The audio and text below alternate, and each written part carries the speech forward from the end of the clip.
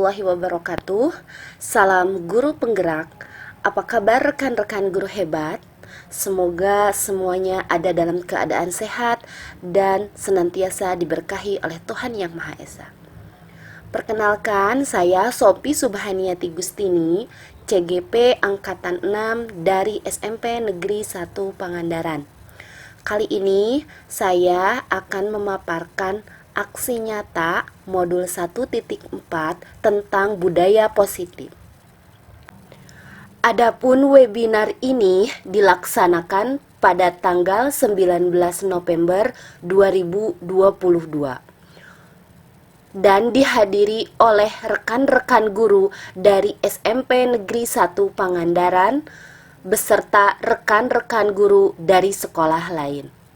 Tak lupa, webinar ini dihadiri oleh Bapak Kepala Sekolah dan Bapak Ibu Wakil Kepala Sekolah.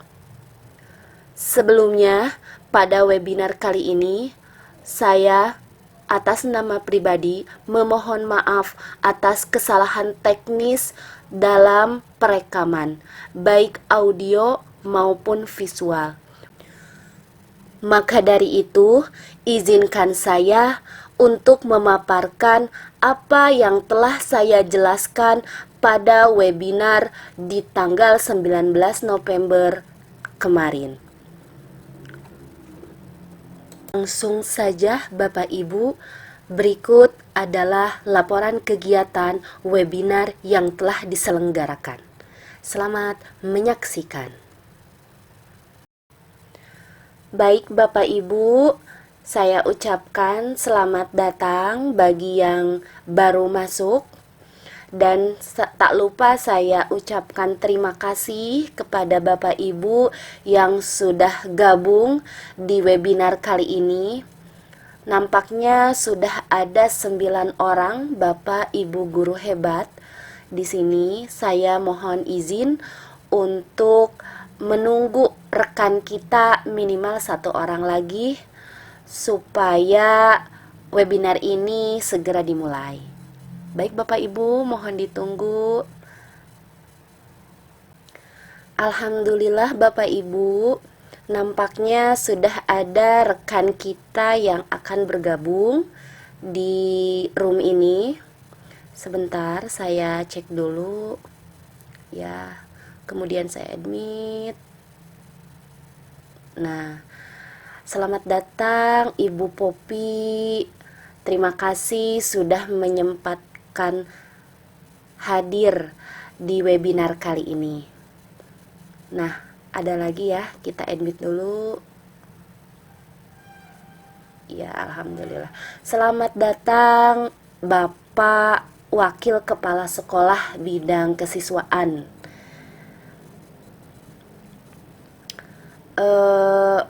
Baiklah rekan-rekan, ibu bapak guru hebat, kita mulai saja webinar kali ini dengan ucapan basmalah.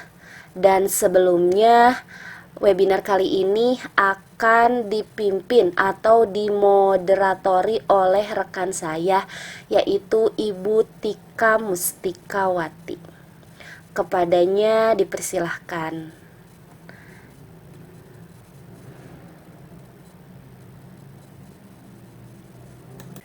Bismillahirrahmanirrahim. Kita mulai saja, Bapak Ibu.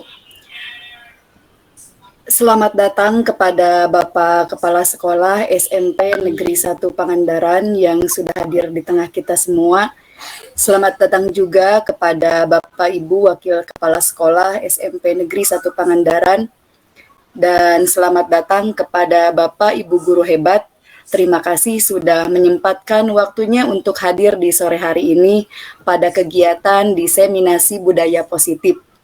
Saya dengan Tika Mustikawati, rekan CGP Angkatan 6 dari Kota Tasikmalaya, insya Allah selama 1 jam ke depan akan memandu kegiatan diseminasi ini. Untuk mengefektifkan waktu, saya langsung saja persilahkan kepada Ibu Sophie untuk menyampaikan apa saja yang akan dibahas pada kegiatan hari ini. Silahkan Ibu Sophie. Baik, terima kasih Ibu Tika atas waktunya. Ya udah, bismillahirrahmanirrahim. Assalamualaikum warahmatullahi wabarakatuh. Waalaikumsalam warahmatullahi warahmatullahi wabarakatuh. wabarakatuh. Alhamdulillahirabbil alamin. Puji beserta syukur tak lupa kita panjatkan kehadirat Allah Subhanahu wa taala yang sudah memberikan nikmat sehat kepada kita sehingga kita bisa berkumpul di sore hari ini dalam kegiatan webinar.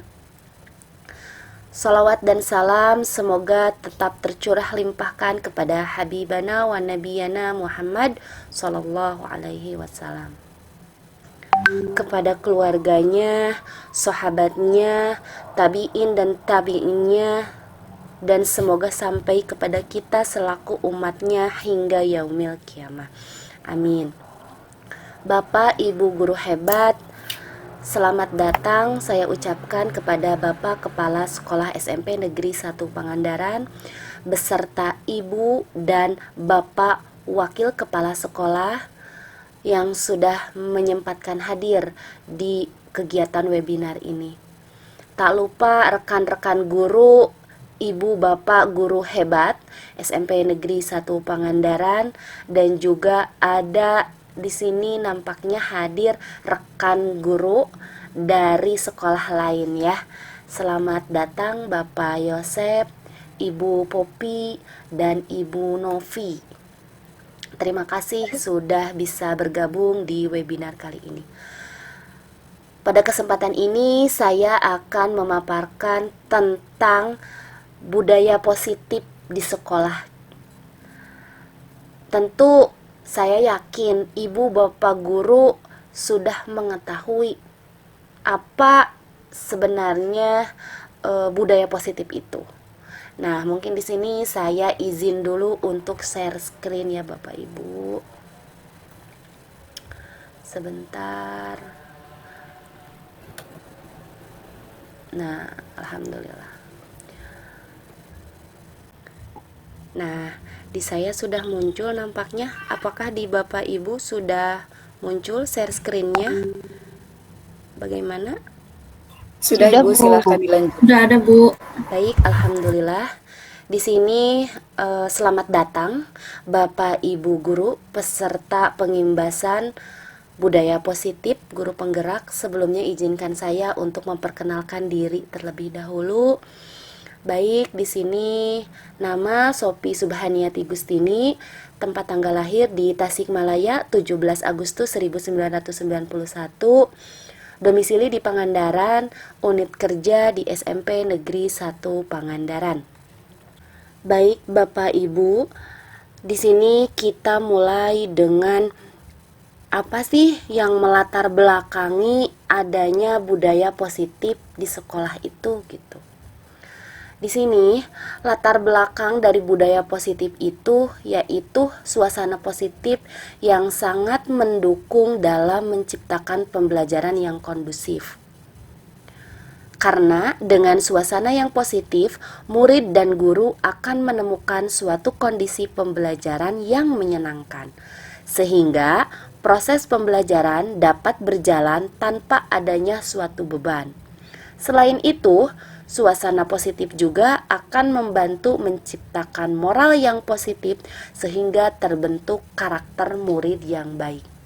Jadi Bapak Ibu, untuk membentuk karakter murid yang baik itu salah satunya adalah dengan terciptanya atau menciptakan budaya positif di lingkungan kelas dan sekolah gitu ya. Keduanya itu saling keterkaitan gitu. Ketika sekolahnya itu sudah berbudaya positif, maka dengan sendirinya akan mendorong atau membantu menciptakan moral yang positif sehingga terbentuk karakter murid yang baik. Itu Bapak Ibu. Tentu moral yang positif dan karakter murid yang baik itu adalah cita-cita kita semua gitu ya Bapak Ibu selaku guru gitu. Siapa sih yang tidak ingin melihat murid-muridnya mempunyai karakter yang baik gitu. Nah, selanjutnya di sini apa sih budaya positif itu gitu ya. Next, budaya positif adalah nilai-nilai atau keyakinan dan kebiasaan yang berpihak pada murid agar murid dapat berkembang menjadi pribadi yang kritis, penuh hormat, dan bertanggung jawab. Budaya positif juga merupakan keyakinan dan kebiasaan yang disepakati bersama untuk dijalankan dalam waktu yang lama atau continue gitu. Lantas, budaya positif itu memiliki tujuan agar murid dapat berkembang menjadi pribadi yang berkarakter sesuai dengan profil pelajar Pancasila. Next, disiplin positif akan melahirkan nilai-nilai kebajikan universal. Apa itu nilai-nilai kebajikan universal? Bapak Ibu mungkin sudah pernah mendengar tentang atau sering tentang profil pelajar Pancasila.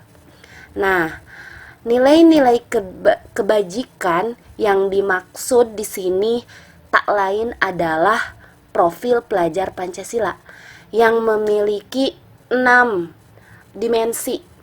Pertama yaitu beriman, bertakwa kepada Tuhan Yang Maha Esa dan berakhlak mulia. Yang kedua mandiri, yang ketiga bernalar kritis, yang keempat kreatif, yang kelima bergotong royong, dan yang terakhir berkebinekaan global. Di sini kebajikan universal itu adalah cita-cita yang ingin kita wujudkan gitu ya Bapak Ibu. Next. Lantas apa itu disiplin? Disiplin berasal dari bahasa Latin disciplina yang artinya belajar.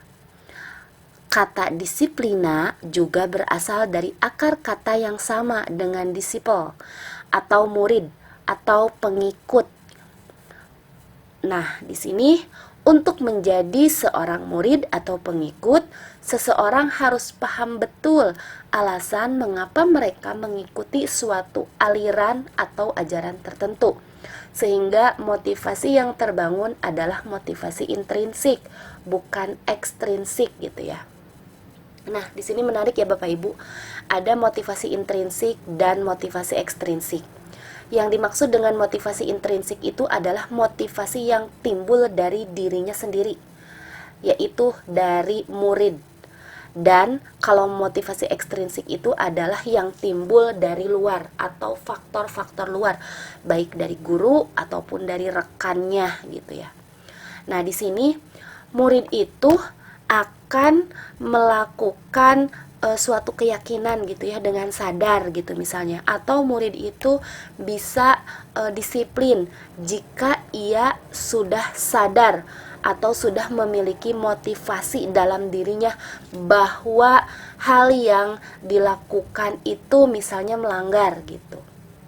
Jadi murid itu mempunyai kesadaran gitu untuk disiplin gitu Bapak Ibu. Nah, untuk selanjutnya, langkah apa sih yang dilakukan untuk menciptakan disiplin positif? Yaitu ada 6 langkah. Pertama, menanyakan pendapat murid bagaimana cara belajar yang disukai. Jadi Bapak Ibu, saya berbagi pengalaman mungkin ya. Pernah suatu ketika atau pada suatu hari gitu ya, saya nanya kepada murid gitu, kalian itu memimpikan belajar itu yang seperti apa gitu, biar kalian senang belajarnya, biar kalian nyaman, tidak menjadi beban gitu ya dalam pembelajaran ibu gitu, dalam pembelajaran saya khususnya. Saya bertanya tuh, bahkan saya tuliskan dalam suatu kertas gitu ya, supaya mereka itu bebas berekspresi atau berpendapat. Akhirnya keluar tuh semua gagasan tentang murid itu, bahwa dia itu memimpikan pembelajaran yang seperti apa. Selanjutnya saya nanya lagi gitu ya, gagasan Ini masuk ke poin nomor 2 ya Bapak Ibu, menanyakan gagasan atau impian kelas ideal yang mereka cita-citakan. Jadi kelas yang mereka impikan itu adalah seperti apa gitu, kelas yang bagaimana gitu. Nah, di sana juga mereka itu akan keluar gitu semua keinginan mereka, impian gitu. Next, yang ketiga itu mengambil kesepakatan dari gagasan dan pendapat murid. Jadi kan dari 32 murid ya, kalau di sekolah kami itu ada 32 murid, pasti memiliki gagasan dan pendapat yang berbeda-beda. Di sini di langkah ketiga itu kita sepakat antara murid yang satu dengan murid yang lainnya untuk mengambil gagasan atau pendapat mana yang disepakati untuk dijadikan suatu keyakinan kelas gitu ya. Nah, terus langkah yang keempat, menuliskan gambaran perilaku baik yang disepakati. Maksud perilaku baik di sini perilaku di dalam kelas atau di luar kelas, yaitu di sekolah gitu. Misalnya, contoh konkret mungkin ya, ada seorang anak yang suka maksa meminjam barang gitu ya. Mungkin bagi anak yang satu itu adalah perilaku yang tidak baik gitu ya. Atau mungkin juga bagi anak yang lainnya itu adalah perilaku yang biasa-biasa aja gitu ya, baik gitu ya, jadi tidak begitu buruk gitu. Nah, di sana itu ada perbedaan gitu ya, perbedaan tentang perilaku baik. Makanya di sini anak-anak diminta untuk menuliskan gambaran menurut mereka masing-masing gitu ya, individual. Jadi gambaran perilaku yang baik itu yang seperti apa. Kemudian kita open mind lagi, diskusikan lagi untuk disepakati gitu. Selanjutnya di sini yang kelima, mengubah ide dan gagasan menjadi kesepakatan atau keyakinan kelas. Nah, Bapak Ibu, seperti tadi mungkin ya yang sudah saya sampaikan di poin nomor 2 gitu ya, menanyakan gagasan atau impian kelas ideal yang mereka cita-citakan. Di sana gagasan itu dan ide-ide yang sudah dituangkan oleh murid-murid itu kita ubah menjadi kesepakatan, tentunya setelah melalui proses diskusi yang begitu panjang gitu, yang akhirnya disepakati untuk dijadikan keyakinan kelas gitu. Terus kalau sudah disepakati si keyakinan kelas itu baiknya ditulis gitu ya, supaya diingat. Baik itu ditulis, kalau saya di sini menuliskannya membuat poster keyakinan kelas. Tidak selalu harus poster gitu ya Bapak Ibu, boleh note gitu. Misalnya not-not kecil ditempel atau dikemas dalam bentuk misalnya spanduk, baligo atau apa, itu tergantung kreativitas Bapak Ibu gitu ya. Kalau di sini saya membuatnya dalam poster gitu. Tentunya pembuatan ini itu oleh siswa gitu ya, baiknya oleh siswa gitu, karena mereka yang mengeluarkan ide, mereka juga yang diskusi, mereka juga yang menyepakati, dan alangkah baiknya dibuat produknya juga oleh mereka gitu.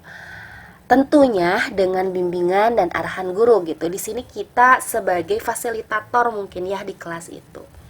Nah, di sini saya akan berbagi pengalaman gitu ya, apa yang sudah saya sampaikan, apa yang sudah saya laksanakan tentang keyakinan kelas gitu ya di sekolah kami gitu.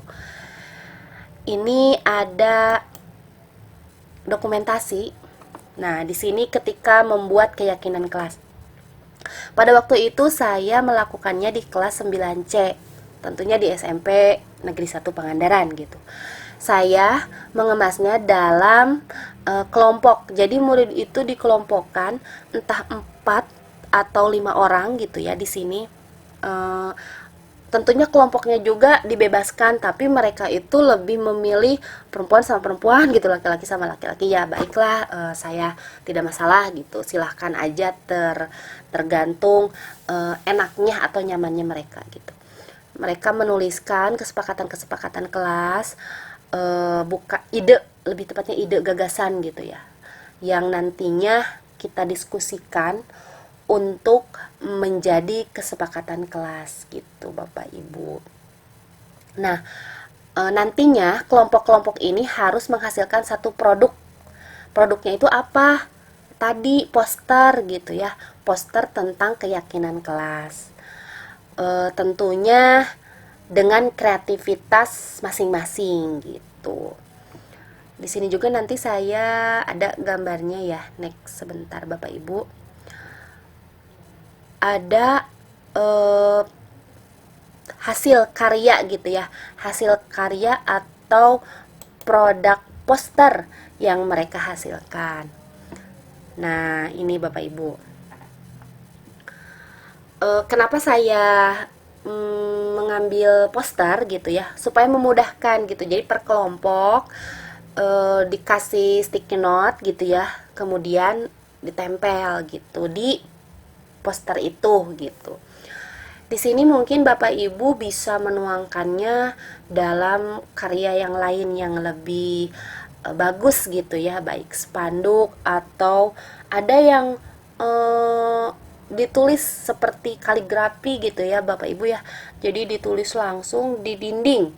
Tentunya dengan ada kreativitas siswa gitu. Jadi ada siswa yang dia jago gitu, pandai membuat kaligrafi, tapi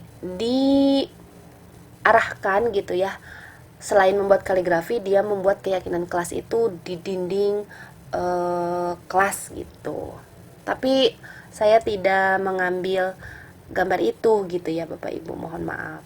Nah selanjutnya di sini ada tentang kebutuhan dasar manusia. Kebutuhan dasar manusia di sini adalah tentunya termasuk kebutuhan murid-murid kita gitu ya. Murid-murid kita juga kan manusia ya Bapak Ibu ya. Jadi pasti mereka juga memiliki kebutuhan-kebutuhan dasar. Nah, kebutuhan ini dikelompokkan ke dalam 5 kebutuhan dasar, yaitu pertama, kebutuhan bertahan hidup atau survival. Yang kedua, kebutuhan kasih sayang dan rasa diterima atau love and belonging. Yang ketiga, kebutuhan penguasaan. Yang keempat, kebutuhan kebebasan atau freedom. Dan yang kelima itu kebutuhan kesenangan atau fun.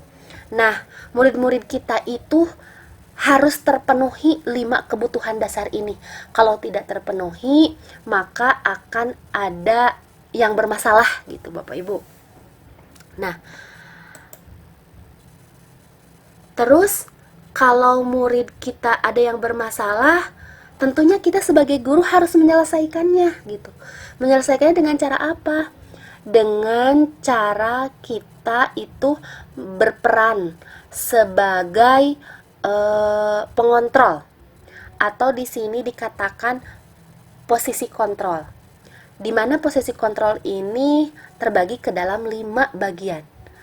Yang pertama, posisi kontrol sebagai penghukum. Yang kedua, guru memiliki posisi kontrol pembuat rasa bersalah. Yang ketiga, posisi kontrol sebagai teman. Yang keempat, posisi kontrol sebagai pemantau. Dan yang kelima, sebagai manajer. Nah, Bapak Ibu, apa sih peran guru sebagai posisi kontrol penghukum itu? Tentu kita mengetahui gitu ya Bu ya, di sekolah itu karakter murid berbeda-beda pun dengan guru-guru gitu. Ada guru-guru yang tipenya itu langsung menghukum gitu, tanpa peduli latar belakang anak itu melakukan masalah gitu misalnya. Contohnya gini, ketika ada anak yang kesiangan, guru tersebut datang menghampiri dan langsung saja menghukum gitu. Apapun alasannya, pokoknya kamu sudah melanggar peraturan di sekolah ini. Kamu datang telat gitu. Jadi kamu harus dihukum gitu intinya. Nah, yang kedua itu pembuat rasa bersalah. Nah, posisi guru di nomor 2 ini justru lebih berbahaya gitu daripada guru yang posisi kontrolnya itu sebagai penghukum. Kenapa demikian? Karena kalau guru itu berada di posisi kontrol pembuat rasa bersalah, itu yang kena itu mental anak gitu. Contohnya seperti ini.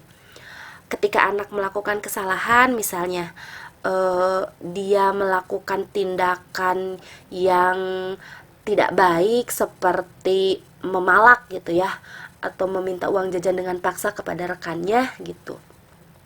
Akhirnya si guru yang memiliki posisi kontrol di nomor 2 itu datang menghampiri kemudian menanya, "Nah, ibu kecewa sama kamu gitu. Tadinya ibu berekspektasi kamu itu anak baik, nurut, tidak melakukan kesalahan gitu ya. Tapi sekarang kamu kenapa demikian gitu."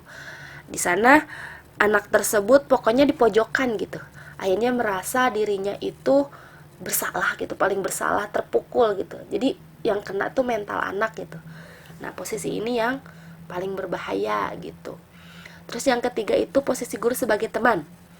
Nah, kalau posisi guru berada di nomor 3, itu sangat efektif jika kita akan mendekati anak gitu. Jadi anak itu akan terbuka kepada kita selaku guru gitu. Tapi kelemahannya, kalau kita terus-terusan berada di posisi teman, si anak tersebut jadi songong gitu. Kalau bahasa Sundanya itu calutak gitu ya. Jadi guru pun tidak akan bisa tegas terhadap anak itu kalau anak tersebut melakukan kesalahan di suatu saat gitu. Yang keempat, posisi pemantau. Kalau posisi pemantau ini itu guru lebih ke mengarahkan. Misal, kalau ada anak yang tidak mengerjakan PR gitu ya, dipanggillah anak itu. Akhirnya guru itu menanyakan, "Kamu merasa salah nggak? Apa kesalahan kamu?" "Ya, saya salah bu, saya tidak mengerjakan PR" gitu misalnya. "Terus kamu tahu konsekuensinya?" "Ya tahu bu, saya harus," misalnya dalam kelas tersebut udah disepakati kalau tidak mengerjakan PR itu harus nyikat WC gitu ya. "Saya harus nyikat WC bu." "Ya udah, kamu kan tahu konsekuensinya, akhirnya kamu lakukan hukuman itu" gitu. Nah, yang kelima adalah posisi kontrol manager.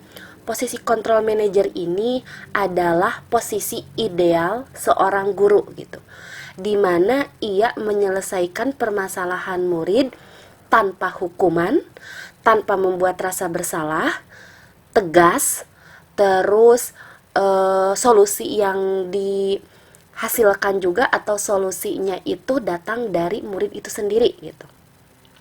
Loh, kok ada ya yang seperti itu? Ada Bapak Ibu. Caranya itu dengan menggunakan segitiga restitusi. Nanti kita bahas ya apa itu restitusi. Nah, jadi kalau posisi manajer itu tentunya tadi ya, setelah melakukan tahapan-tahapan sebelumnya, yaitu membuat keyakinan kelas. Jadi kalau keyakinan kelas sudah dibuat, baik itu keyakinan kelas ataupun keyakinan sekolah ya Bapak Ibu ya, kalau sudah dibuat dan diberlakukan atau diterapkan, maka setiap anak yang bermasalah atau melakukan tindakan-tindakan yang di luar norma atau aturan itu, maka ia akan sadar sendiri gitu bahwa dia itu sudah melakukan suatu kesalahan. Maka solusinya juga dia yang menawarkan sendiri gitu solusinya. Tentunya tadi seperti apa kata saya gitu ya, posisi manajer itu menggunakan teknik atau yang disebut dengan segitiga restitusi. Apa itu restitusi? Nah, di sini Bapak Ibu, restitusi adalah proses menciptakan kondisi bagi murid untuk memperbaiki kesalahan mereka, sehingga mereka bisa kembali pada kelompok mereka dengan karakter lebih kuat dan lebih baik.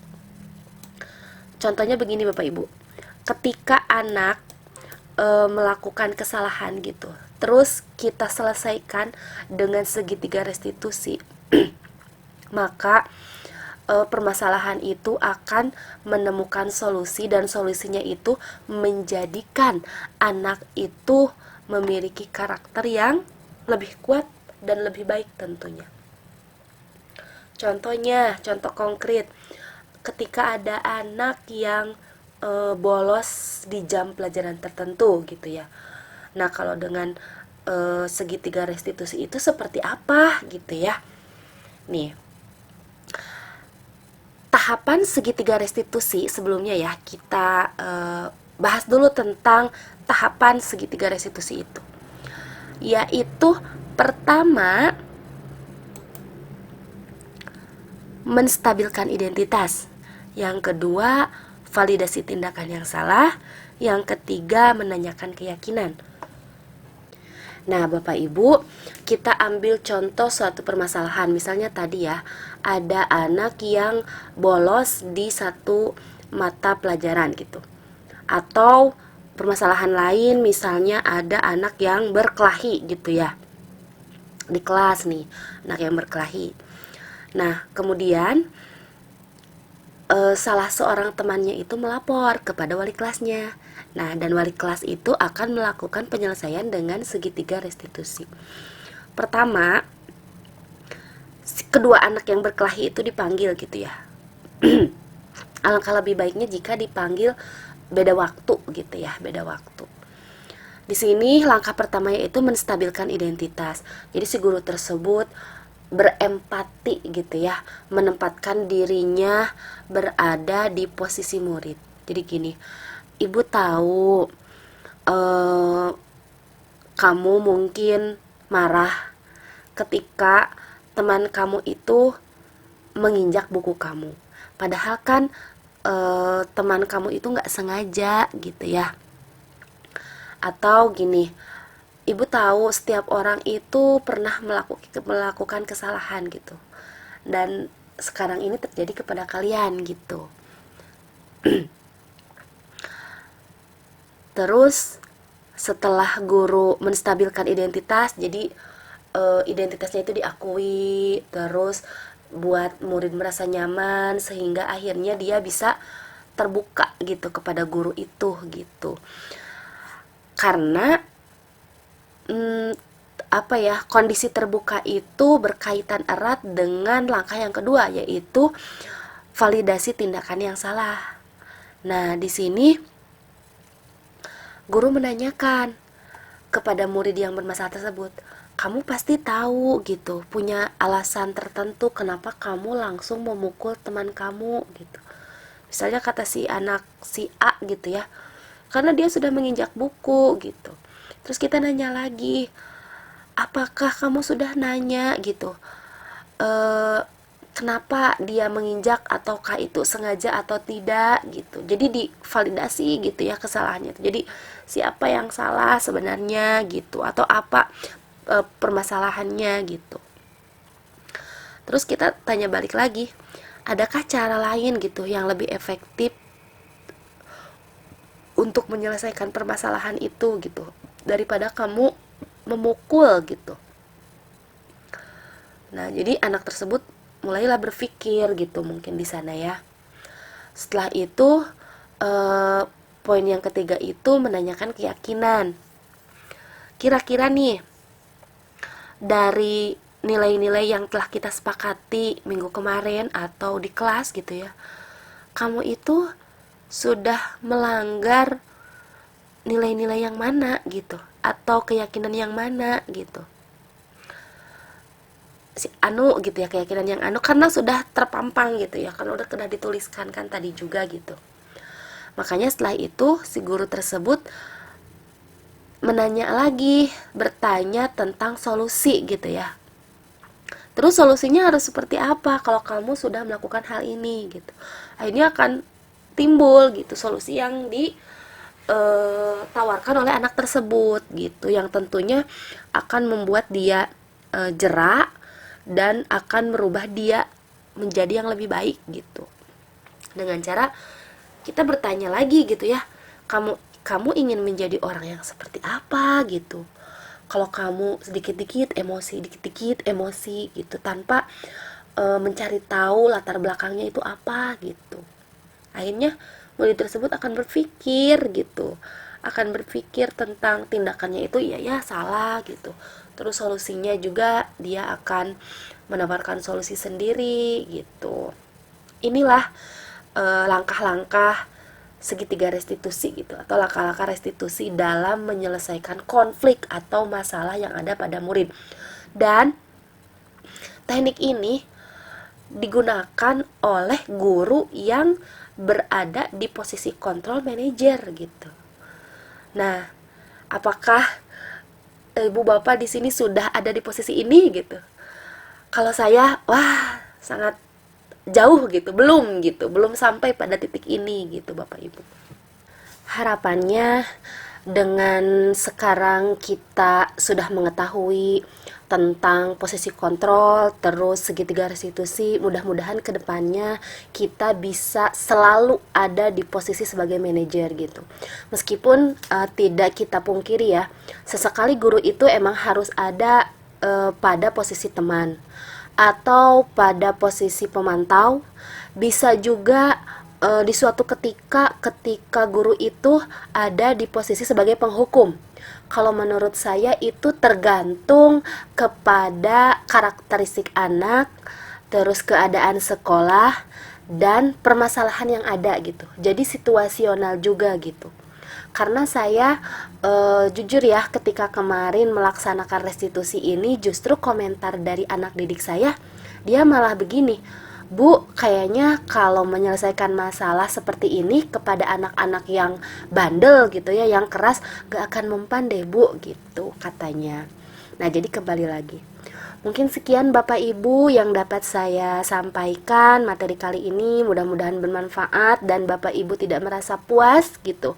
Maka dari itu saya kembalikan lagi kepada moderator Ibu Tika. Silakan Ibu Tika. Terima kasih Bapak Ibu. Wassalamualaikum warahmatullahi wabarakatuh. Silakan Ibu Tika. Warahmatullahi wabarakatuh. Baik, Bapak Ibu, dari pemaparan Ibu Sophie barangkali ada tanggapan atau pertanyaan, atau boleh juga share pengalaman Bapak Ibu terkait budaya positif ya. Saya yakin Bapak Ibu di sini sudah melakukan hal itu gitu ya. Namun belum tahu teorinya gitu, padahal sudah dilaksanakan gitu ya Ibu Sophie. Silahkan Bapak Ibu, barangkali ada yang mau bertanya atau menanggapi.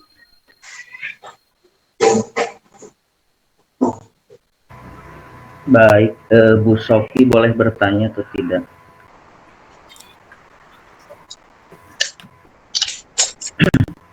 Ketika izin bertanya ya. Silahkan Pak Yosep, sangat dipersilahkan. Ya, Bismillahirrahmanirrahim. Assalamualaikum warahmatullahi wabarakatuh.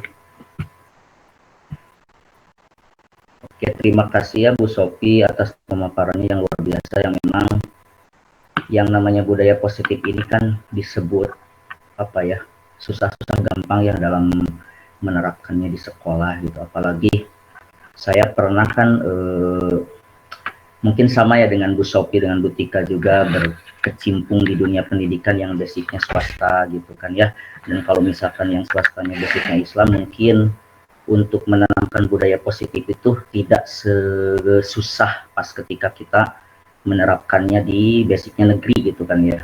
Kebetulan kan saya sekarang berada di naungan negeri gitu, tidak di swasta lagi. Ketika saya menerapkan budaya positif yang memang mungkin di lingkungan negeri itu belum biasa, itu memang lumayan sulit sih Bu, lumayan sulit. Tapi sedikit demi sedikit ya lumayan lah, ada beberapa guru yang memang kaidean ingin meniru gitu, ingin meniru apa yang saya lakukan bersama teman gitu. Yang ingin saya tanyakan gitu, seperti halnya yang tadi saya katakan, yang namanya budaya positif itu kan susah-susah gampang dalam menerapkannya. Nah, mungkin gitu ya dari Bu Sophie, ada cara terbaik tidak untuk kita misalkan ini terkait dengan posisi kontrol yang tadi ya Bu Sophie ya, terkait dengan posisi kontrol yang tadi, saya memposisikan itu lebih banyak apa ya, memposisikan sebagai teman gitu kan di apa namanya di kelas gitu. Terkadang memang ada beberapa anak pas ketika saya memposisikan diri sebagai teman, pas ketika di waktu yang memang tidak sedang mengajar, itu banyak anak-anak yang memang curhat gitu, banyak yang curhat kepada saya terkait dengan keadaan di rumah seperti apa. Tapi memang banyak kelemahan yang belum saya bisa temukan gitu kan terkait dengan memposisikan saya sebagai teman. Nah, mungkin di Bu Sophie itu ada cara terbaik tidak ketika kita memposisikan sebagai teman ke anak-anak gitu, supaya anak-anak tuh lebih apa ya, lebih bisa memposisikan diri sebagai anak yang baik gitu di sekolah gitu. Terkadang ini ketika saya memposisikan sebagai teman, ada kalanya anak yang justru kamalinaan gitu, jadi kalah calutak gitu ke orang deh gitu. Tak ada tidak cara terbaik mungkin, atau mungkin menjadi posisi teman itu bukan hal yang terbaik untuk kita gitu. Seperti itu Bu Sophie ya. Halo Bu Sophie. Iya Pak, halo, ada Pak Oh iya, suaranya? iya. Nampaknya Bu Tika terlempar ya. Iya, baik. Terlempar ya. Saya langsung jawab saja mungkin ya. Saya mencoba menjawab apa yang telah disampaikan oleh Pak Yosep gitu. Sebelumnya Bapak Ibu perlu kita ketahui ya, kondisi sekolah itu pasti berbeda-beda gitu ya, baik sekolah negeri atau sekolah swasta gitu. Antara sekolah negeri dan sekolah negeri yang satu pun itu berbeda gitu, apalagi dibandingkan ketika sekolah negeri sama sekolah swasta gitu ya. Mungkin tadi seperti yang dikatakan Bapak Yosep gitu ya, ketika mau membiasakan atau menerapkan budaya positif di sekolah swasta itu cenderung lebih gampang gitu ya daripada sekolah negeri, karena kondisinya dulu kita memang berada di sekolah swasta ya, maaf, di sekolah swasta yang basicnya IT gitu ya Pak ya, terpadu gitu. Jadi ya alhamdulillah dalam pengkondisian anak itu mudah gitu, berbeda dengan sekarang gitu ya kondisinya gitu. Tapi tidak kita pungkiri ada juga mungkin ya sekolah-sekolah swasta yang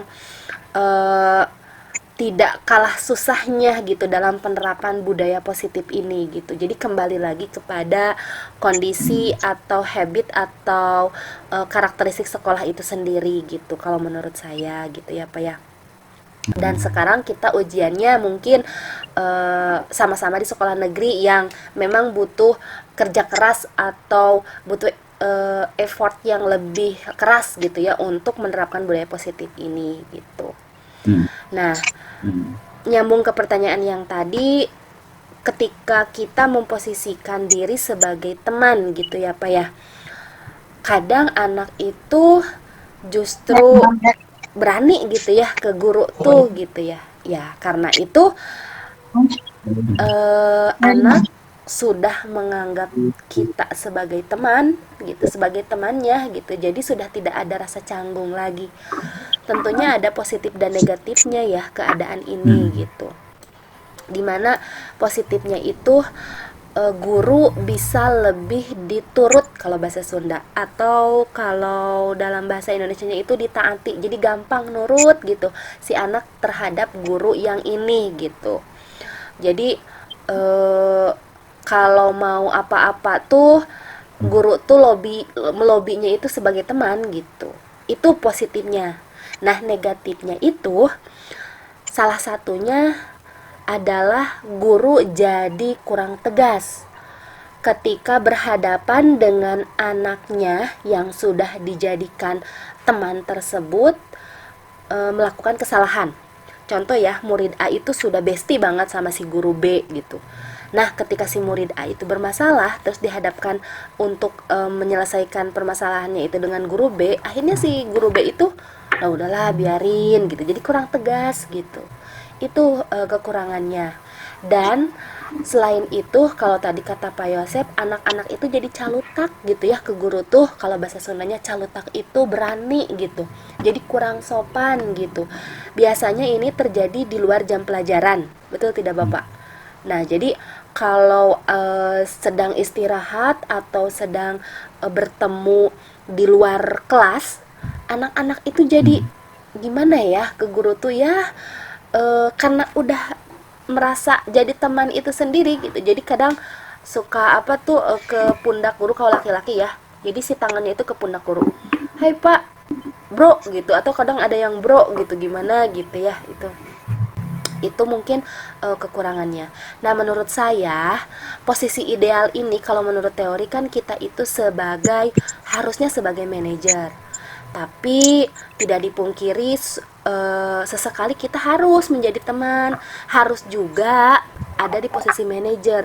Dan di sini Bapak tidak selalu harus menjadi posisi sebagai teman gitu. Bapak perlulah sesekali menjadi pemantau, bahkan pemarah atau penghukum, bukan pemarah ya, maaf, penghukum. Itu harus ketika menghadapi anak-anak yang tidak bisa dihalus, tidak bisa dikasih treatment halus atau tidak bisa dibageran gitu ya kalau bahasa Sundanya, gimana ya. Nah, begitu Bapak, mungkin ya kurang lebihnya sepemahaman dan sepengalaman saya gitu. Mudah-mudahan Bapak tidak merasa puas dan bisa lagi mencari referensi di luar dengan bertanya kepada rekan yang lain ataupun mencari referensi lain. Ya Bapak ya, mudah-mudahan Bapak tidak merasa puas gitu. Mohon maaf. Insya Allah, insya Allah, insya Allah. Tidak harus selalu puas ya Bu Sofi ya.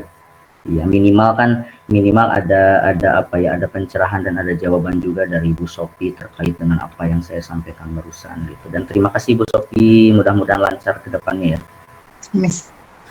Amin Bapak, terima kasih. Mudah-mudahan ya Bapak Ibu, kita semua kedepannya bisa berada di posisi kontrol sebagai manajer. Karena menurut dalam teorinya bahwa posisi sebagai manajer ini adalah posisi ideal seorang guru gitu. Meskipun kita tahu ya tidak ada guru yang ideal atau yang sempurna, semuanya juga belajar. Nah, barangkali ada lagi Bapak Ibu yang mau bertanya atau menanggapi. Oh iya, ada Bu Popi. Silahkan Bu Popi. Ya, Assalamualaikum warahmatullahi wabarakatuh. Waalaikumsalam warahmatullahi wabarakatuh. Ya, Bapak Ibu mohon izin. Luar biasa sekali apa yang tadi disampaikan oleh Ibu Sofi. Kami juga sering berdiskusi gitu ya tentang apa yang terjadi di sekolah, yang tentang budaya positif. Kami juga sudah mulai melaksanakannya, Bu Sofi. Yang sering terjadi adalah kalau misalnya untuk putra sih, apalagi SMA gitu ya Bapak Ibu ya, luar biasa memang pandai berargumen. Kalau yang SMA itu kan sudah ada kesepakatan kelas. Kalau di kami disebutnya kesepakatan kelas. Jadi awal tahun pembelajaran dengan wali kelas membuat kesepakatan kelas. Lalu apabila ada yang melanggar seperti tadi ada konsekuensi yang harus dilaksanakan. Sebetulnya konsepnya sama persis dengan yang Ibu Sofi sampaikan tadi. Tapi Bu Sofi, saya pribadi yang sering mendapat masalah itu saat dengan siswi perempuan yang drama. SMA kelas 3, kerjaannya nangis, galau, dan sebagainya. Pokoknya apa-apa dibuat drama gitu. Sampai teman-teman di kelasnya pun, "Lah, Bu, antep we," cina gitu. "Saya tambah ada gitu," cina gitu.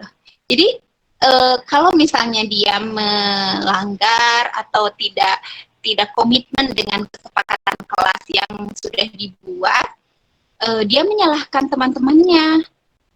Ya Bu, aku mah sama teman-teman aku ditinggalin, pokoknya mah banyak drama.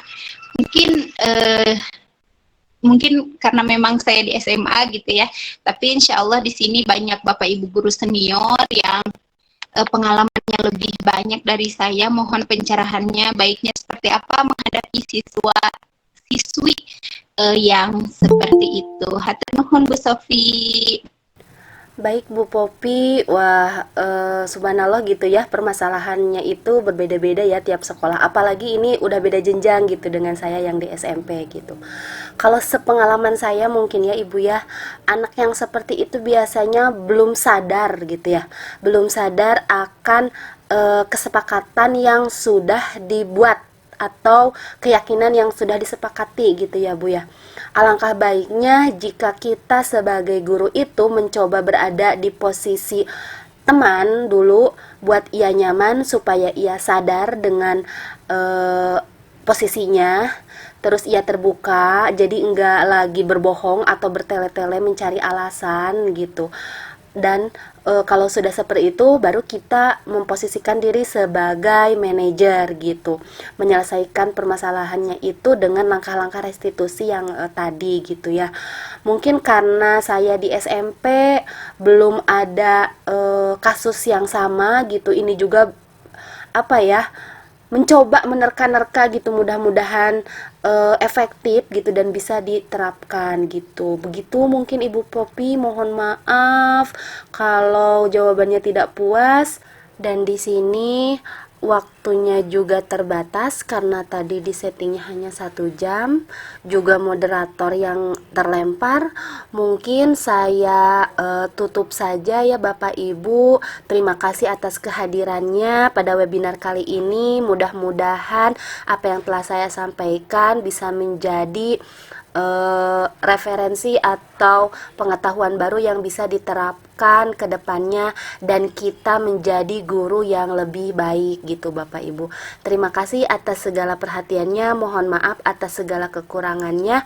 Wabillahi taufik wal hidayah. Wassalamualaikum warahmatullahi wabarakatuh. Waalaikumsalam warahmatullahi Warahmatullahi wabarakatuh. Demikian Ibu Bapak guru hebat, pengalaman aksi nyata yang telah saya lakukan pada modul 1.4 tentang budaya positif, yakni diseminasi webinar tentang berbagi pemahaman dan pengalaman saya tentang implementasi budaya positif yang telah saya laksanakan di sekolah SMP Negeri 1 Pangandaran. Terima kasih atas perhatiannya. Mohon maaf atas segala kekurangannya. Wassalamualaikum warahmatullahi wabarakatuh.